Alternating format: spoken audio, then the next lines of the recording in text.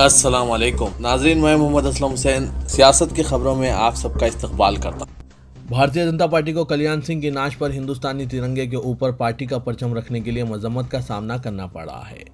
کلیان سنگھ کا ہفتے کو لکھنؤ میں دیہانت ہوا تھا۔ سینئر بی جے پی قائدین بشمول وزیر اعظم نریندر مودی اور چیف منسٹر یوگی آدتیہ ناتھ نے کلیان سنگھ کو خراج عقیدت پیش کیا۔ بی جے پی کے سوشل میڈیا اکاؤنٹس پر جاری تصاویر میں دیکھا گیا کہ کلیان سنگھ کا تابوت ملک کے قومی پرچم میں لپٹا ہوا ہے اور اس کے اوپر بی جے پی کا جھنڈا رکھا گیا ہے۔ اس پر انٹرنیٹ استعمال کرنے والے افراد نے شدید ردعمل کا اظہار کیا، جن کا کہنا تھا کہ ہندوتوا پارٹی نے ہندوستان کے پرچم سے متعلق ضابطے کی خلاف ورزی کی ہے۔ ہندوستان کے پرچم ضابطے کے سیکشن 2(2) کے مطابق قومی پرچم کے اوپر یا اس کے برابر کوئی دوسرا پرچم نہیں رکھا جا سکتا اور نہ ہی قومی پرچم کے اوپر کوئی چیز بشمول پھول وغیرہ بھی نہیں رکھے جا سکتے۔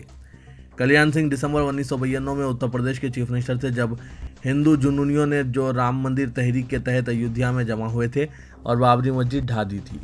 ان کے جسم کے اعضاء ناکام ہونے اور سڑ جانے کی وجہ سے ان کی موت واقع ہوئی ہے۔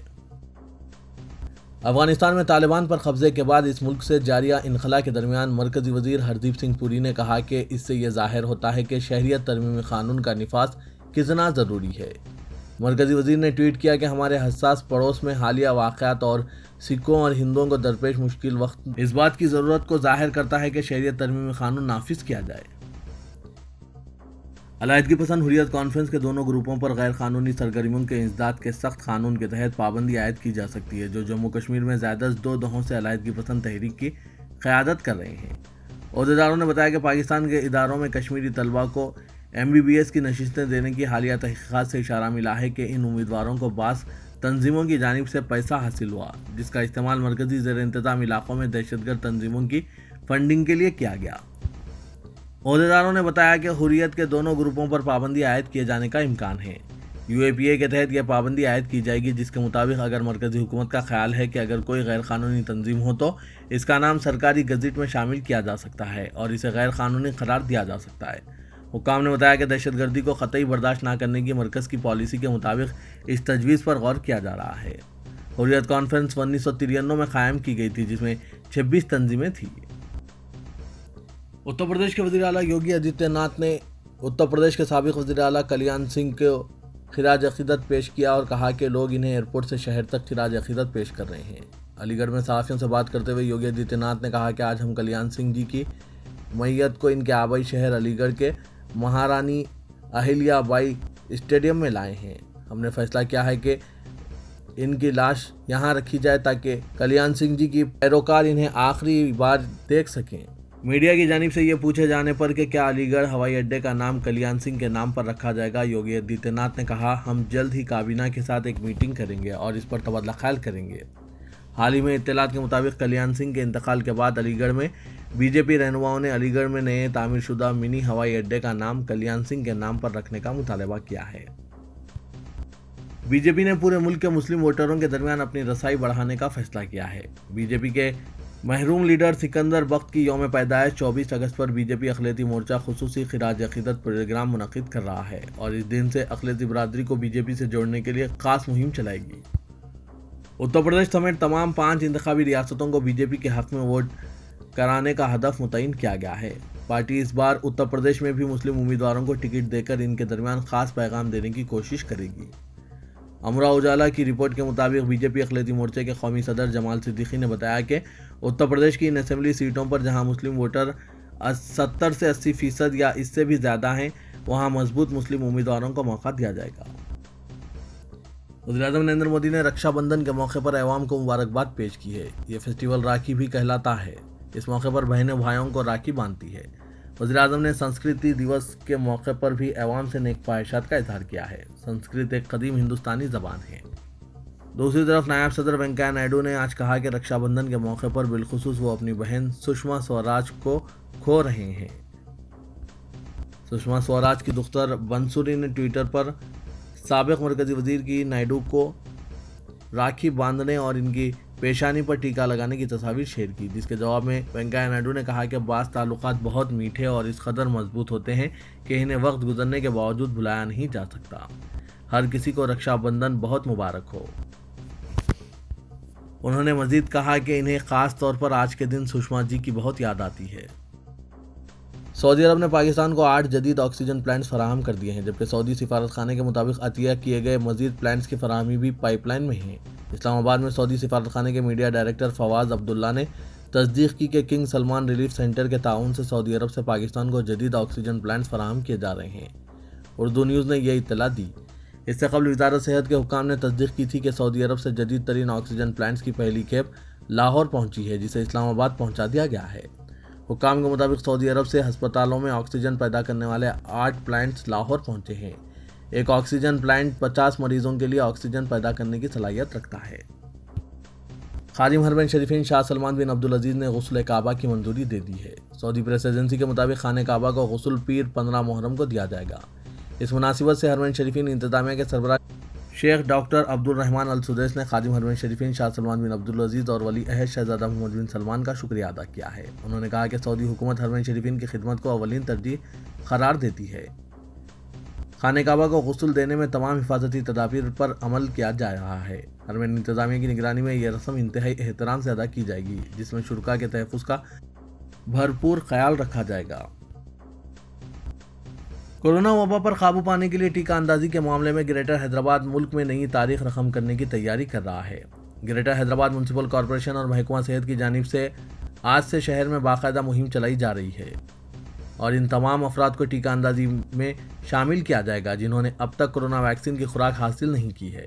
کمشنر GHMC اور دیگر عہدیداروں کو چیف سیکرٹری سومیش کمار نے گریٹر حیدرآباد کو 100% ٹیکہ اندازی کے شہر میں تبدیل کرنے کی ہدایت دی ہے۔ آج سے کم از کم 10 دن تک عہدیدار گھر گھر پہنچ کر سروے کریں گے اور اس بات کا پتہ چلائیں گے کہ ٹیکہ اندازی میں حصہ نہ لینے والے افراد کی تعداد کتنی ہے۔ ایسے افراد کے لیے ٹیکہ اندازی کا انتظام کیا جائے گا۔ عہدیداروں نے بتایا کہ محکمہ جات صحت، GHMC اور کنٹونمنٹ بورڈ کے عہدیدار مشترکہ طور پر ویکسین کی مہم گریٹر حیدرآباد اور کنٹونمنٹ کے حدود میں چلائیں گے۔ گریٹر حیدرآباد کے حدود میں موجود 4846 کالونیوں اور بستیوں کے علاوہ کنٹونمنٹ کے 360 علاقوں اور کالونیوں میں یہ خصوصی مہم چلائی جائے گی۔ گریٹر حیدرآباد میں ابھی تک 70% سے زائد 18 سال سے زائد عمر کے افراد نے کورونا کا پہلا ٹیکہ حاصل کر لیا ہے۔ عہدیدار ماباقی افراد کی ٹیکہ اندازی کے ذریعے 100% ویکسینیشن کو یقینی بنائیں گے۔ رکشا بندھن کے موقع پر چیف منسٹر کے چندر شیکھر راؤ کو ان کی بہنوں کی جانب سے پرگتی بھون میں راکھی باندھی گئی۔ پرگتی بھون میں صبح راکھی کی تقریب منعقد ہوئی جس میں افراد خاندان نے حصہ لیا۔ چیف منسٹر کے چندر شیکھر راؤ کی ان کی بہنوں کی جانب سے راکھی باندھی گئی۔ وزیر اعلیٰ کی بہنوں لکشمما، جیامما اور للیتا اماں نے چیف منسٹر کو آشیرواد دیا اور انہیں راکھی باندھی۔ اس موقع پر وزیر اعلیٰ کو تلک لگایا گیا اور مٹھائی کھلائی گئی۔ اس موقع پر چیف منسٹر کی شریک حیات اور دیگر رشتہ دار موجود تھے۔ وزیر اعلیٰ کے پوترے اور وزیر بلدی نظم و نسق KT راما راؤ کے فرزند ہیمانشو کو چیف منسٹر کی موجودگی میں اکھیلا نے راکھی باندھی جو KTR کی دختر ہے۔ اس موقع پر چیف منسٹر کی شریک حیات شوبھا اماں نے تمام کو آشیرواد دیا اور مٹھائیاں پیش کی۔ وزیر بلدی نظم و نسق KT راما راؤ کو افراد خاندان کی جانب سے راکھی باندھی گئی۔ KTR کی اہلیہ نیلیما اور دوسروں نے رکن راجیہ سبھا جے سنتوش کمار کو راکھی باندھی۔ گزشتہ ہفتے محکمہ ٹرانسپورٹ کی جانب سے 11 لگژری کاروں کو ضبط کیا گیا تھا جو مقامی ٹیکس ادا کیے بغیر سڑکوں پر دوڑ رہی تھی۔ اب کہا جا رہا ہے کہ مزید 100 بیرونی لگژری کاریں ہیں جو ٹیکس ادا کیے بغیر حیدرآباد کی سڑکوں پر دوڑ رہی ہے اور ان کے خلاف محکمہ ٹرانسپورٹ کی جانب سے جلدی کارروائی کا آغاز کیا جانے والا ہے۔ ان میں مرسڈیز بینز، فراری، رولز رائس، BMW اور لیمبورگینی شامل ہیں۔ ان کاروں کے مالکین کے لیے اب ان میں گھومنا آسان نہیں رہے گا کیونکہ محکمہ ٹرانسپورٹ ان کے خلاف کارروائی کی تیاری کر رہا ہے۔ کہا گیا ہے کہ شہر کے ہر گلی کوچے میں نصب CCTV کیمروں کی وجہ سے ان کاروں کا پتہ چلانے میں مدد ملی ہے۔ محکمہ ٹرانسپورٹ نے اس کام میں پولیس کی بھی مدد لی ہے اور ان کاروں کو ضبط کرنے کی تیاریاں شروع کر دی گئی ہے۔ محکمہ کا کہنا ہے کہ تقریباً 6 ماہ کی جدوجہد کے بعد کاروں کی نشاندہی کی گئی، ان کی نقل و حرکت کا پتہ چلایا گیا اور ان کے لوکیشن کی معلومات حاصل کی گئی ہے۔ جون و جولائی میں معمول سے اضافی بارش کے بعد حیدرآباد میں ماہ اگست نسبتاً خشک رہا ہے۔ Telangana state development planning society کے مطابق گزشتہ 3 ہفتوں میں معمول سے کم بارش ریکارڈ کی گئی ہے۔ ڈاٹا کے مطابق اگست کے پہلے ہفتے میں معمول سے 96% کم، دوسرے ہفتے میں 89% کم اور تیسرے ہفتے میں 47% کم بارش ریکارڈ کی گئی ہے۔ کچھ علاقوں بشمول امبرپیٹ، ہمایت نگر اور گولکنڈے میں مانسون میں کم بارش ریکارڈ کی گئی۔ بہادرپورہ اور بنڈلہ گڑھے میں 1 جون 2021 کے بعد سب سے کم بارش ہوئی ہے۔ ان علاقوں میں بحیثیت مجموعی معمول سے 12% کم بارش ہوئی ہے۔ اضلاع میں بھی اگست کے بعد سے معمول سے کم بارش ہو رہی ہے۔ صرف چند اضلاع جیسے نرمل، جگتیال، بھدرادری، کوتاگوڑم، محبوب آباد، کریم نگر، راجنا، سرسلہ اور کھمم میں گزشتہ ہفتے سے بارش ریکارڈ کی جا رہی ہے۔ تلنگانہ میں ایک مرتبہ پھر گرمی کی لہر میں اضافہ ہو گیا ہے اور رات کے مقابلے دن کا درجہ حرارت بڑھ گیا ہے۔ موسم برسات میں اچانک گرمی میں اضافے سے شہری پریشان ہیں۔ ان کا ماننا ہے کہ دن میں موسم گرما کا احساس دے رہا ہے۔ اسی دوران محکمہ موسمیات نے کہا کہ جنوب مغربی مانسون تلنگانہ میں معمول کے مطابق ہے۔ آئندہ 5 دنوں کے دوران ہلکی تا اوسط یا پھر گرج چمک کے ساتھ بارش کا امکان ہے۔ بی جے پی صدر بنڈی سنجے کی پد یاترا پھر ایک بار ملتوی ہو چکی ہے۔ اتر پردیش کے سابق چیف منسٹر کلیان سنگھ کے دیہانت پر بی جے پی نے 24 اگست تک سوگ منانے کا اعلان کیا ہے۔ پارٹی نے 6 روزہ سوگ کا اعلان کیا ہے۔ ایسے میں 24 اگست کو پد یاترا کا آغاز کرنا بنڈی سنجے کے لیے ممکن نہیں تھا۔ بتایا جاتا ہے کہ پارٹی قائدین نے پد یاترا کو ملتوی کرنے کا مشورہ دیا ہے۔ وزیر کے بنڈی سنجے 9 اگست سے پد یاترا کا آغاز کرنے والے تھے اور ابھی تک 2 مرتبہ پد یاترا ملتوی کی جا چکی ہے۔